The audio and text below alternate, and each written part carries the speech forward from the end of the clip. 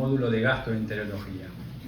En la primera parte, la doctora Silvia Falasco nos va a presentar los principales tips, al igual que hicimos en neurología, de la gastroenterología, con 1 o 2 casos clínicos. Después iniciamos la parte con imágenes, en la parte inicial de gastroenterología, y después en la última parte les voy a hablar yo nuevamente de lo que tiene que ver los aspectos semiológicos y cómo debemos encarar una de las patologías que vemos con frecuencia nosotros en los consultorios y en las guardias, que es el abdomen agudo.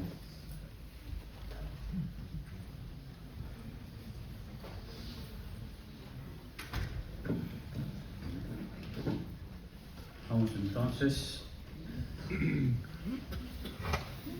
a la primera pregunta. Mujer de 72 años que ingresa a urgencias por cuadro de inicio brusco de disartria, asimetría facial y debilidad en el cuerpo izquierdo de 1 hora de evolución. Como antecedentes, hipertensión arterial medicada con el April 5 miligramos, dislipemia, sedentaria, extabaquista y sobrepeso. Ante la sospecha de un ACV, ¿qué estudio le haría a usted en primera instancia? ¿Una radiografía de cráneo, un ataque de cerebro sin contraste, un electroencefalograma o una punción lumbar?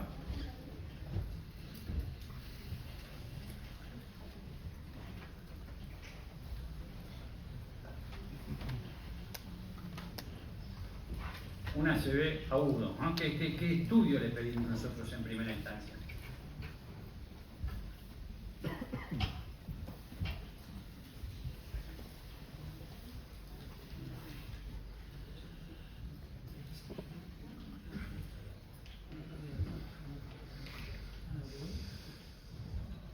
Perfecto, el 100%. Muy bien. O están muy afilados, pero la pregunta era muy fácil, pero no importa, el concepto es ese. Vamos a la segunda pregunta. Paciente femenino de 30 años de edad sin antecedentes de relevancia concurre al consultorio por presentar varios episodios de cefaleas. Este último episodio ocurrió hace 4 días, le duró 72 horas y lo describe como de localización en un hemicráneo severo, de carácter pulsátil y que se acompañó de náuseas, vómitos y fotofobia, por lo que no fue a trabajar quedándose en su cuarto. ¿Cuál es su diagnóstico de sospecha? ¿Una cefalea secundaria a una hemorragia subaracnoidea? ¿Una cefalea tensional? ¿Un cuadro de migraña o una cefalea en racimos?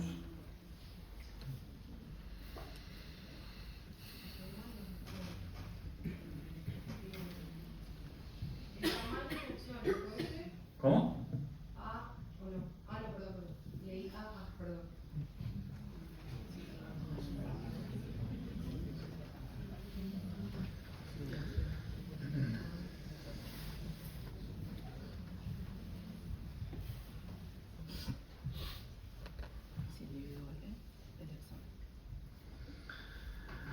Bueno, muy bien. La gran mayoría contestó correctamente. Un cuadro de migraña.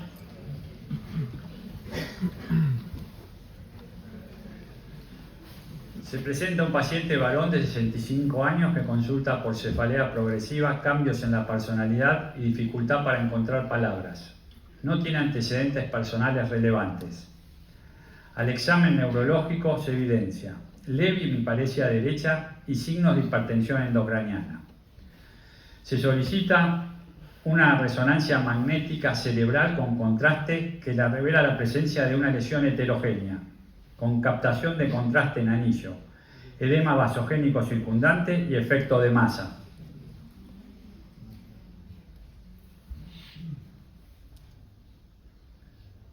Esta imagen que tenemos acá. ¿Cuál es su diagnóstico más probable? Absceso cerebral, linfoma primario del sistema nervioso central, un glioblastoma multiforme o un astrocitoma pilocítico.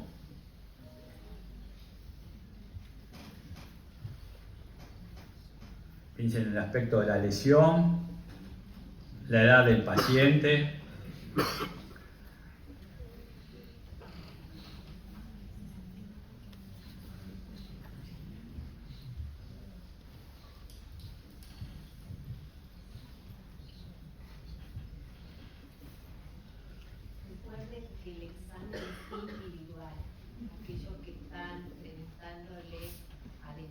izquierda, se aprende de lo que se dice bien y de lo que se dice mal. Es importante la autoevaluación. Entonces no consulten a quien tienen al lado o al de adelante a ver qué contesta. Razonen ustedes y contesten en base a sus conocimientos. ¿Sí? Bueno, muy bien. La mayoría nuevamente contestó correctamente.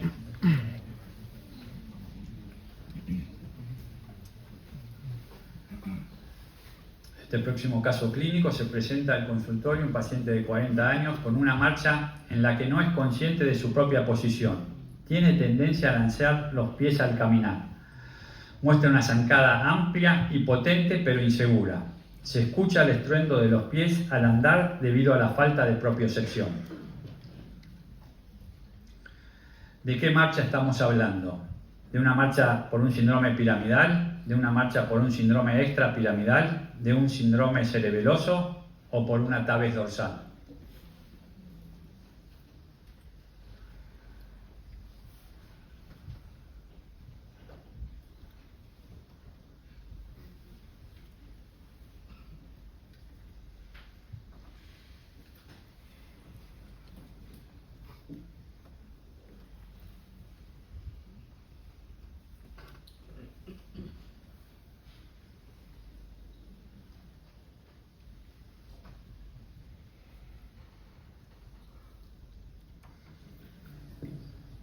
Bueno, acá estuvo un poco más dispar, igual la gran mayoría contestó correctamente. Estamos hablando de una tabes dorsal.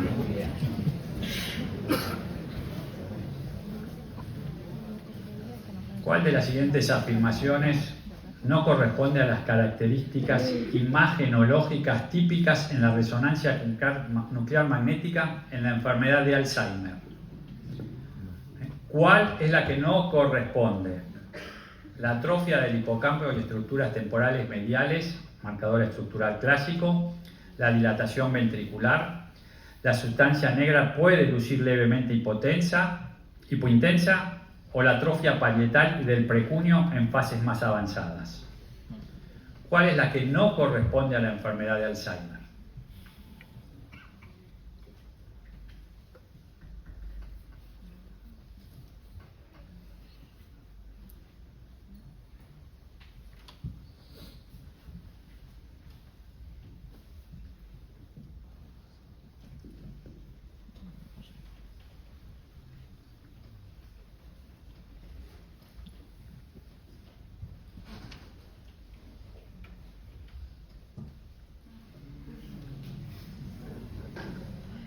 Bueno,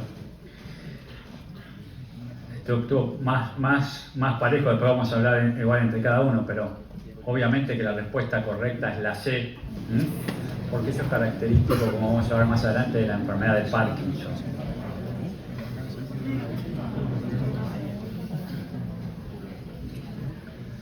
Se presenta un paciente con una polineuropatía. ¿Cuál de los siguientes no forma parte del protocolo típico de presentación? Protocolo típico de la polineuropatía. Distal, asimétrica, sensitivo-motora o lenta progresión. ¿Cuál no forma parte del protocolo típico?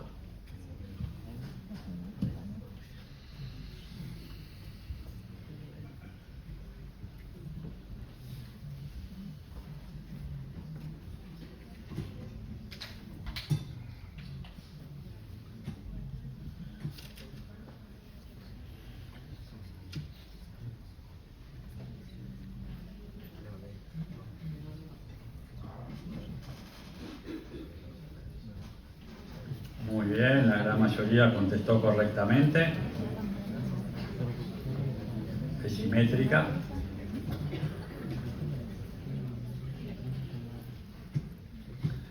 ¿Cuáles de las siguientes manifestaciones no son características de la enfermedad de Parkinson? La bradicinesia, el temblor de reposo, hipotonía muscular o buena respuesta a la levodopa. ¿Cuál no es característica de la enfermedad de Parkinson?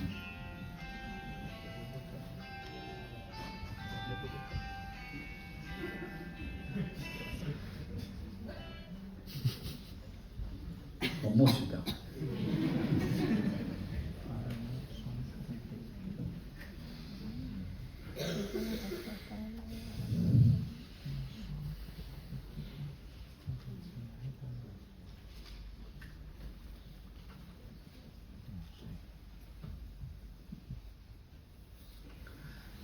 bien, el 97% contestó.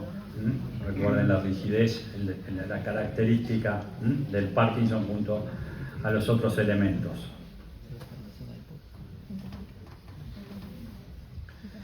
En un paciente masculino de 23 años con diagnóstico de epilepsia mioclónica juvenil, ¿qué droga recomendaría en primera instancia?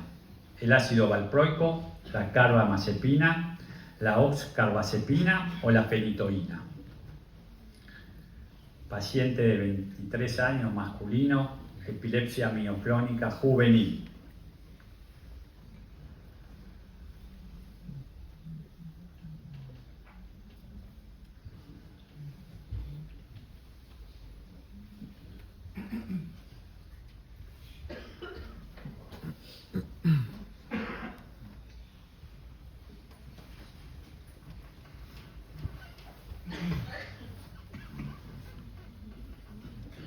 Muy bien, la gran mayoría contesta correctamente el ácido valproico.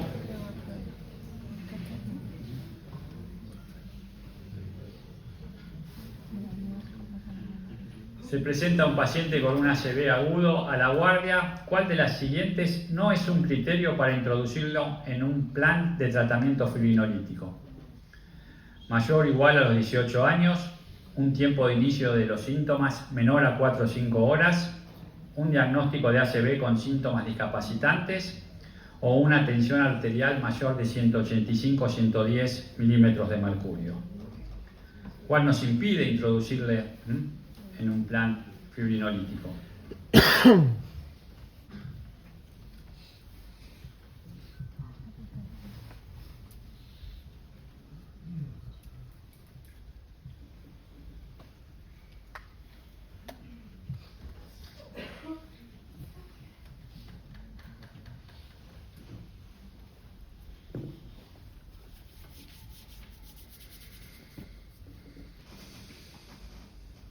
Muy bien, el 96% contestó correctamente. Y vamos a la última pregunta, que va a ser sobre el caso clínico que se presentó en el Ateneo y que se dio un caso de una paciente con diagnóstico de una histocitosis de célula de Langerhans. ¿Cuál de las siguientes no es una manifestación frecuente? La manifestación ósea, la manifestación cardíaca, la manifestación de piel y la manifestación ganglionar. Recuerden esa paciente joven, Rosarina, que la atendieron en el Hospital Rivadavia.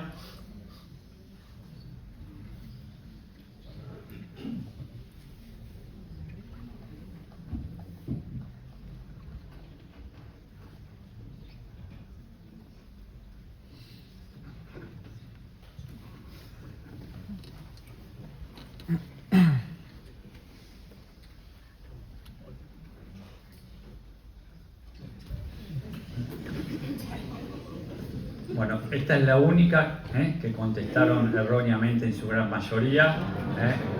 Lo que posiblemente les remarcamos la presencia de que deben estar presentes en los Ateneos, en las reuniones científicas de los segundos martes de cada mes, porque realmente ha sido un caso muy interesante y donde se reveló realmente, bueno, obviamente que la manifestación ósea es una manifestación de más frecuente que tiene la histocitosis de célula de Langerhans, y lo que es muy raro que haya es un compromiso cardíaco.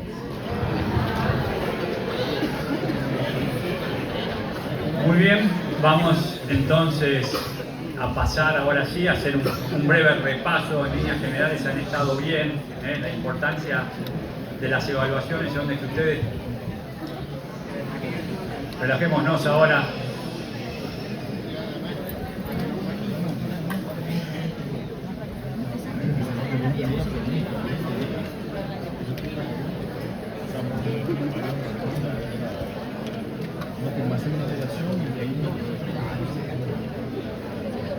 Muy bien, vamos entonces a pasar a la devolución de cada una de las preguntas con las respuestas correctas correspondientes.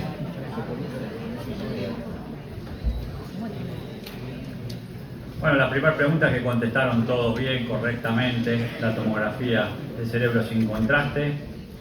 Obviamente cuando ustedes ingresan a un paciente con un ACV tienen que actuar rápidamente, activar el protocolo de ACV donde aparte de la evaluación clínica rápida, el primer estudio a solicitar es la tomografía de cerebro sin contraste, lo que nos permite diferenciar fundamentalmente un ACV que sea de origen isquémico, un ACV que sea de origen hemorrágico. De ahí que recuerden que los ACV son la tercera causa de muerte y la primera de discapacidad en el mundo. Pueden ocurrir a cualquier edad, son más frecuentes en mayores de 65 años.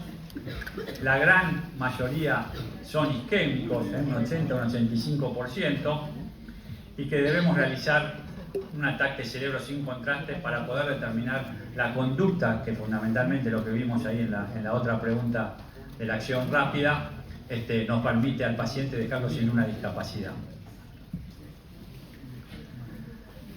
La segunda pregunta sobre las características, importante, contestaban la mayoría correctamente.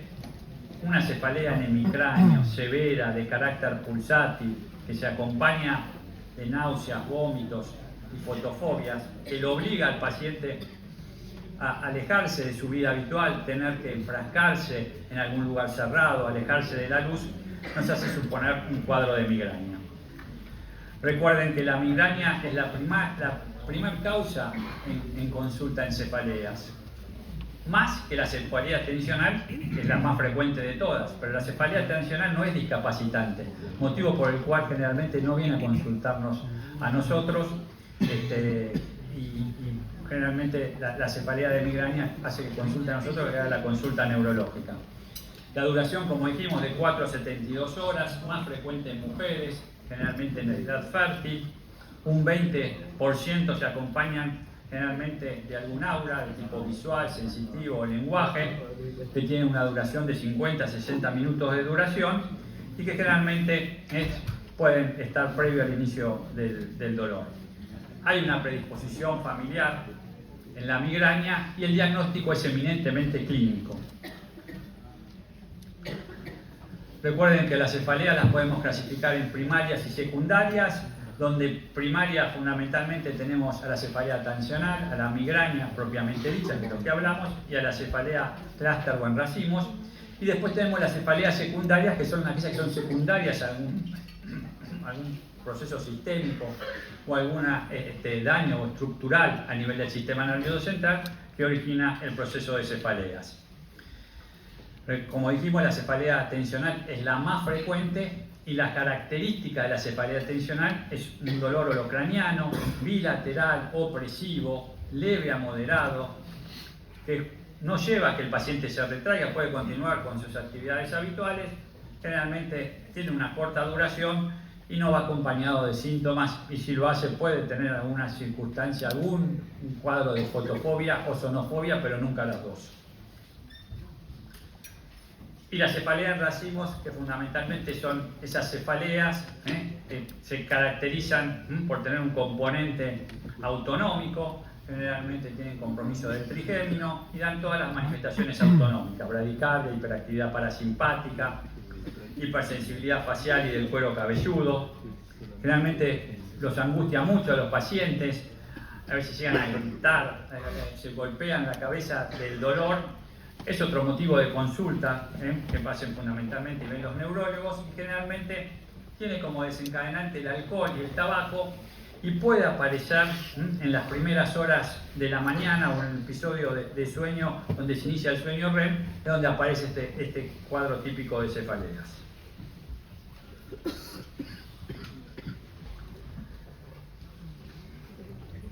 En esta pregunta es importante tener en cuenta las características del paciente. Es un paciente añoso, 65 años, empieza con un cuadro de cefaleas progresivas, empieza a tener manifestaciones focales, y la lesión que aparece característicamente es esta lesión que vemos acá, una lesión heterogénea, capta el contraste en anillo, hay un edema vasogénico circundante y tiene efecto de masa. Fíjense que desplaza un poquitito la línea media. Y entonces esto, como contestaron la mayoría bien, es un gliobastoma multiforme. Recuerden que los abscesos cerebrales pueden aparecer también con una lesión con realce en anillo y edema, pero generalmente son pacientes que tienen un antecedente infeccioso previo, generalmente son pacientes inmunocomprometidos. Los bordes, en estos casos de los abscesos, son generalmente más lisos, más simétricos, tienen menor efecto de masa comparado fundamentalmente con el glioblastoma. El linfoma primario del sistema nervioso central es una lesión sólida, hipodensa, homogénea, con realce uniforme, sin necrosis central, más frecuentemente periventricular, y pacientes inmunocomprometidos donde se ve con mayor frecuencia. Y el astrocitoma pilocítico es típico de los pacientes jóvenes. Generalmente es una lesión de tipo mastística, tiene un nódulo mural bien delimitado, no tiene necrosis central ni gran edema periférico. El glioblastoma multiforme es el tumor maligno más primario, más frecuente del sistema nervioso central en los adultos. Es una lesión, como describimos, heterogénea, con realce en anillo, necrosis central, edema vasogénico importante y efecto de masa, como se veía en las características que tenía en este paciente de 65 años. Corresponde al 15% de las neoplasias intracraneales y aproximadamente el 47% de los tumores primarios cerebrales malignos. La incidencia anual es de 3 a 4 pacientes por 100.000 habitantes. Recuerden que aumenta con la edad, ocurre generalmente después de los 40 años, incidencia máxima entre los 65 y los 75, mayor predominancia masculina, tiene mal pronóstico y la gran mayoría son esporádicos. La cuarta pregunta estaba sobre las características de un paciente de 40 años que tenía estas características de alteración fundamentalmente en la falta de la propiocepción. Aumentan la zancada, la apoyan bien el talón para tratar de sentir cuando están apoyando el pie, y eso es característico de la TAVES. Recuerden que es una base ancha, lanza la extremidad del paso y golpea con el pie, mantiene la dirección, se da por una lesión de cordones posteriores, hay proyección, taconeo y retardo, y como su nombre le indica, la TAVES dorsal, nombre en latín TAVES, que identifica el componente dorsal, y la consunción, la putrefacción y dorsales del atún, que corresponde al dorsum de la espalda. Es una complicación de la sífilis no tratada, que se caracteriza entonces por este tipo de alteración a nivel de los cordones posteriores. Los síntomas con los que pueden acompañar a la TAVES dorsal como consecuencia de esta desminimización de los cordones posteriores pueden acompañar, aparte de estas alteraciones en la marcha, sensaciones anormales, parestesias, dolores fulgurantes, puede haber pérdida de la coordinación y de los reflejos, daños en las articulaciones, especialmente en las rodillas, debilidad muscular, cambios en la visión, problemas en el control de la vejiga y problemas de disfunción sexual. ¿Cuál de las siguientes afirmaciones no corresponde a las características imagenológicas típicas en la resonancia nuclear magnética en la enfermedad de Alzheimer? La atrofia del hipocampo es correcta, la dilatación ventricular es correcta y la atrofia parietal y del precuño también es correcta. La sustancia negra generalmente no lo compromete. La enfermedad de Alzheimer es una característica de lo que se ve en el compromiso de la enfermedad de Parkinson. Recuerden que la sustancia negra en el Parkinson es muy característica, y junto con las características que se ven en la enfermedad de Alzheimer están estas que le mencionamos, pero en ningún momento tenemos el compromiso de la sustancia negra. Generalmente la atrofia del hipocampo es el hallazgo más característico, afecta especialmente la corteza entorrinal, los lóbulos temporales y la región parietal posterior, en toda el área precuneal, y hay generalmente en forma secundaria un aumento de los surcos corticales y una dilatación ventricular. Recuerden que el Alzheimer es la forma más común de la demencia, 60-80%, afecta aproximadamente a 24 millones de personas en todo el mundo. Una de cada 10 personas mayores de 65 años presenta un cuadro de Alzheimer. Se caracteriza por el deterioro gradual de la memoria, el pensamiento, el aprendizaje y la capacidad de organización. Es un trastorno neurodegenerativo en donde hay una acumulación anormal de dos proteínas llamadas amiloide y la proteína tau, que son la causa de la enfermedad. tener el gen APOE4 aumenta el riesgo de desarrollar Alzheimer, y en la actualidad no tiene cura, pero hay dos tratamientos con anticuerpos monoclonales, el donanemab y el lecanemab, que son los que demuestran generalmente una acción en la eliminación del beta-amiloide en el cerebro. Esta pregunta que la contestaron en su amplia mayoría correctamente, exactamente. La polineuropatía se caracteriza por ser distal, simétrico, sensitivo motora y de lente progresión. Así que asimétrica era incorrecta.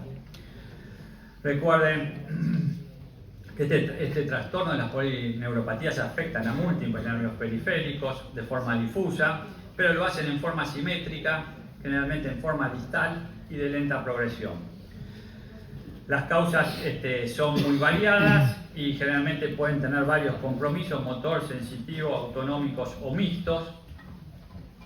Y como dijimos, el origen puede estar en una alteración metabólica, carencial, tóxica, autoinmune, infecciosas, neoplásicas, hereditarias, idiopáticas. Y recuerden siempre que la diabetes mellitus es la causa más habitual de polineuropatía.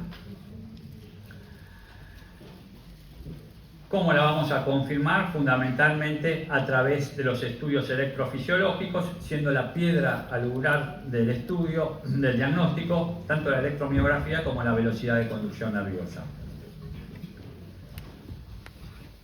¿Cuál de las siguientes manifestaciones no son características de la enfermedad de Parkinson? La contestaron correctamente. La que no es característica es la hipotonía muscular. Recuerden que las características de la enfermedad de Parkinson es la bradicinesia, el temblor de reposo, la rigidez muscular, la buena respuesta sostenida de levodopa. Tiene una evolución progresiva y generalmente hay una disminución o pérdida del temblor durante la acción voluntaria.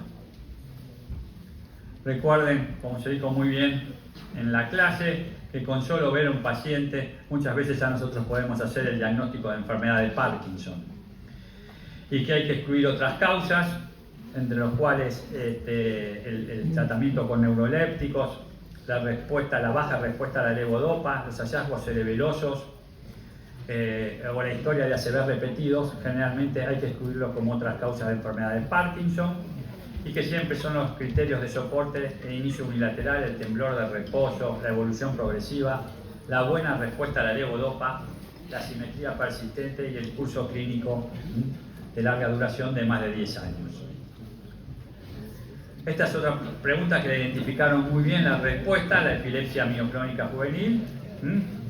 Como dijo muy bien el doctor Thompson en su clase, es el tratamiento de elección, fundamentalmente porque la epilepsia mioclónica juvenil es un síndrome epiléptico generalizado idiopático de causa genética, aparece en la adolescencia y se caracteriza por mioclonías breves, seguidas o no de crisis tónico-clónicas generalizadas, y en menor grado crisis de ausencia. Tiene unidad promedio en la adolescencia, más frecuente en mujeres, y pertenece a los síndromes epilépticos de tipo genéticos, antes llamados idiopáticos. Las características de las crisis son mioclonías, que es el signo cardinal. Suelen ser breves, súbitas, bilaterales, predominantemente en miembros superiores, ocurren al despertar o poco después, no pierde la conciencia el individuo. Suelen ser sutiles o a veces que se le caiga algún objeto.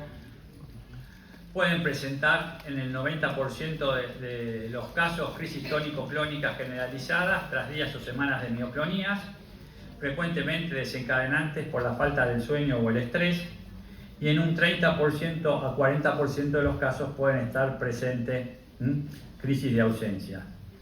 El ácido valproico, dijimos entonces, es el fármaco de primera elección porque ha demostrado mayor efectividad a la hora de controlar las mioclonías, las crisis tónico-clónicas generalizadas, las ausencias están presentes, y la acción sobre múltiples tipos de canales y el GABA. La dosis inicial es de 10 a 15 miligramos kilo día en 2 tomas. Lo típico son 500 a 1500 miligramos por día, ajustados según respuesta clínica y niveles plasmáticos. Todos los otros fármacos empeoran las crisis, son ineficaces para las mioclonías y tienen múltiples interacciones farmacológicas. Se presenta un paciente con una CB agudo en la guardia, ¿cuál de los siguientes no es un criterio para introducir en un plan de tratamiento fibrinolítico? Y la hipertensión severa es una de las principales contraindicaciones para poder introducirlo en un plan de tratamiento fibrinolítico con activador del plasminógeno tisular recombinante.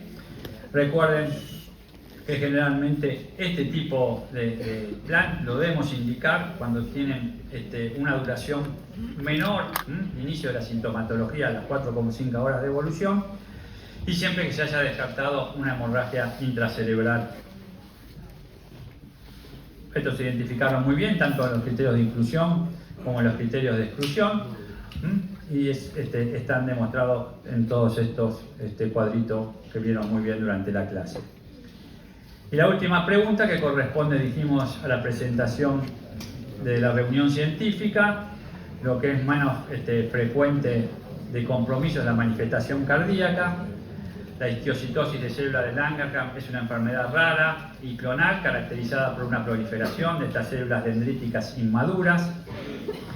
El diagnóstico se basa en forma definitiva a través de la biopsia del tejido afectado y la posterior confirmación histopatológica e inmunohistoquímica a través del CD1A, el CD207 y el S100. Y los órganos que comúnmente se afectan, el hueso, que muchos lo pusieron, es el que más frecuentemente está afectado, 77% de los casos son los que consultan generalmente por dolor óseos localizados, hinchazón o la aparición de alguna masa palpable a nivel óseo. Generalmente las lesiones son de tipo líticas, a veces pueden tener un aspecto de punch out en las radiografías, como un sac abocado. Cualquier hueso puede verse afectado, pero el cráneo, la mandíbula, las costillas, la pelvis y las vértebras son sitios comunes. La piel es otra manifestación frecuente, con erupciones cutáneas, que pueden simular a veces seborreas, eczemas, psoriasis. Y los ganglios linfáticos, como era el caso de la paciente, esta joven que se había presentado en el Hospital Rivadavia, se presentan en un 19%. La infiltración cardíaca es una manifestación extremadamente rara de la histiocytosis de Langerhans, y cuando ocurre, generalmente a menudo se asocia con formas multisistémicas y más graves de la enfermedad. Y con eso terminamos.